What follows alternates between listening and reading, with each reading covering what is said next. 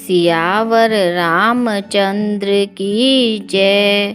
प्रिय भक्तों, आज हम रामायण के अयोध्या कांड में दोहा संख्या नंबर 100 से आगे पढ़ेंगे।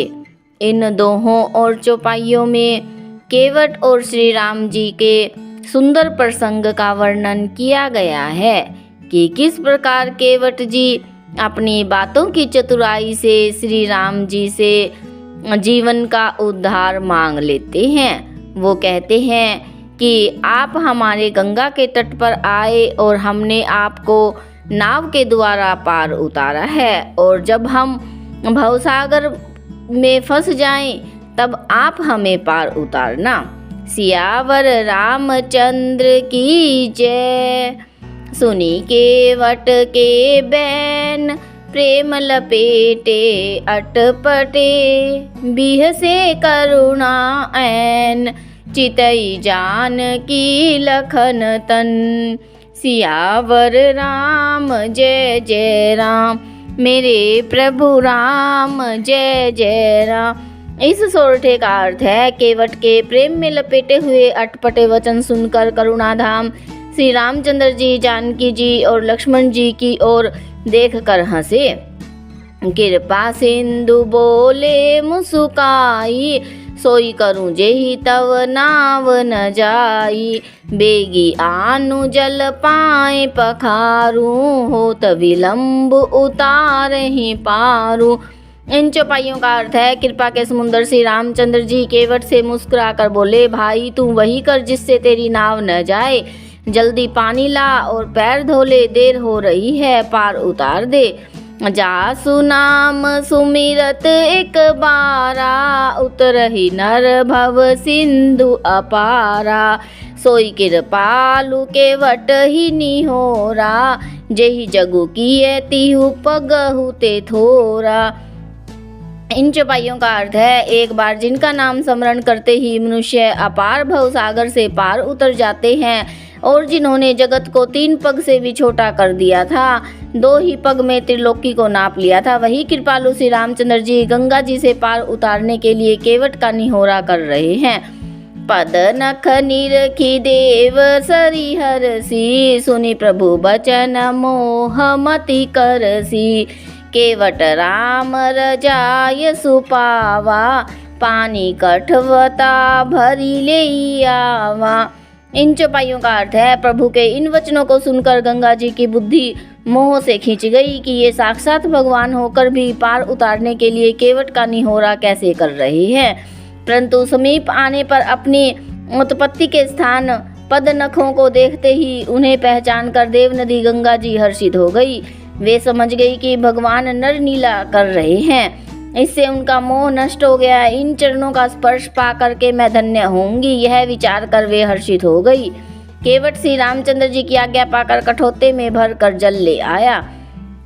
अति आनंद उमगी अनुरागा, चरण सरोज पखारण लागा, बरसी सुमन सुर सकल सिहाही, एहि सम पुण्य पुंज को नाही।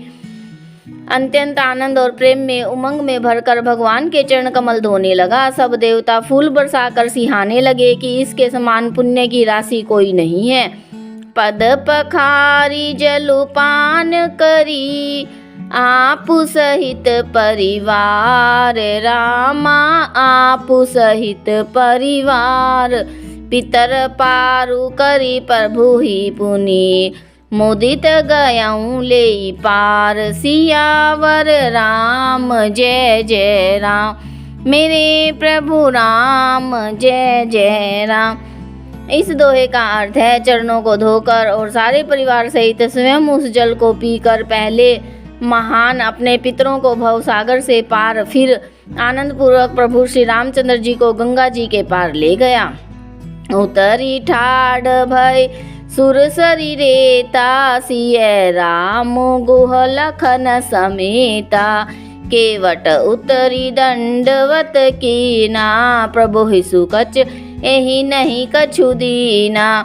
निषाद राज और लक्ष्मण जी सहित सीता जी और श्री रामचंद्र जी उतरकर गंगा की रेत में खड़े हो गए। तब केवट ने उतरकर दंडवत की। उसको दंडवत करते देखकर प्रभु को संकोच हुआ कि इसको कुछ नहीं दिया। पिए ही की सिय जान निहारी, मनि मुदरी मन मुदित उतारी।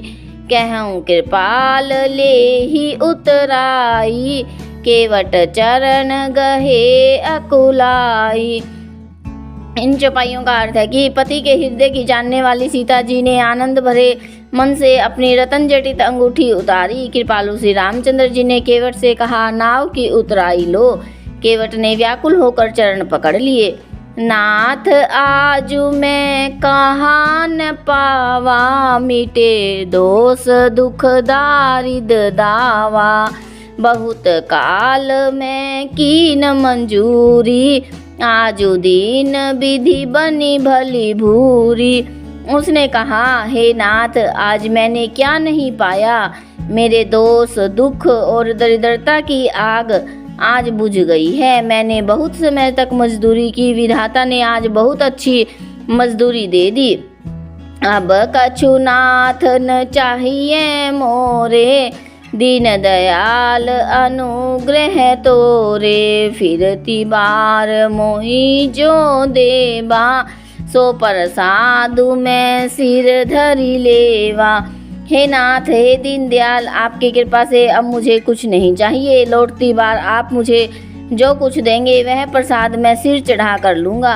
बहुत कीन प्रभु लखन सिय, नहीं कछु के वटुले। रामा नहीं कछु के वटुले, विदा कीन करुणायतन, भगति बिमल बरु दे। सियावर राम जय जय राम, मेरे प्रभु राम जय जय राम।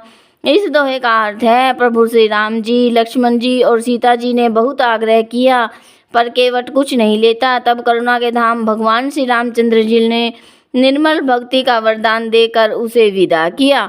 सियावर रामचंद्र की जय।